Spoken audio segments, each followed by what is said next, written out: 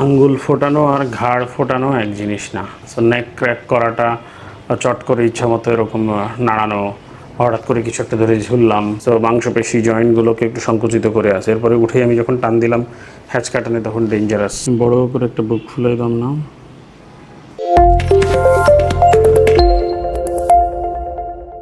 এরকম ভাবে উঠে মানে ঘাটটা ডান দিকে নিয়েছিল এই জন্য এদিকে টান লাগছে। আচ্ছা, তারপর কি হলো?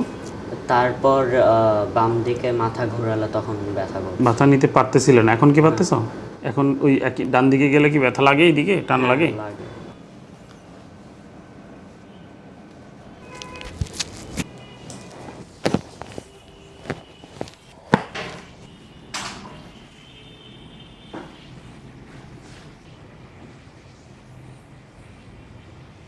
বড় করে একটা বুক ফুলে দাম না, হোল্ড ইট, ছেড়ে দাও, ঘাড় আস্তে আস্তে সোজা করে ফেলো। আমি যে মোশনগুলো করছি খুব সিভিয়ার কোনো ব্যথা ফিল করছো না? সো ব্যথা গন আর কি। সো এটা এখনই খুব বেশি চেক করার দরকার নেই, এটা নর্মালি চলে যাবে। So what did you learn from this? So অনেকে এরকম হঠাৎ করে এরকম ঘাড় এরকম করে হাত নাড়ায় to make a noise.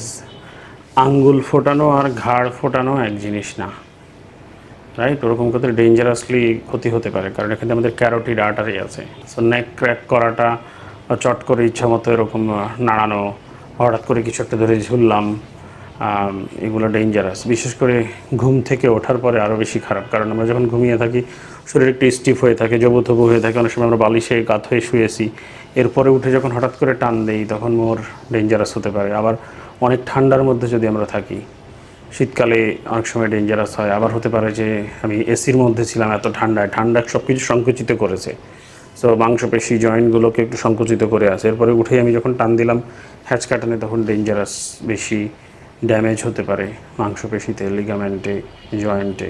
So এটা করা যাবে না আর কি। স্ট্রেচ করলো কিছুক্ষণ পরে বডি একটু ছেড়ে দিয়েছে, হাত মুখ ধোয়া হলো, হাঁটা চলা হলো, রক্ত চলাচল বাড়লো, তারপরে। আর এই ঘাড় ক্যাপ করা এরকম উল্টাপাল্টা স্ট্রেচ করা is not good to begin with.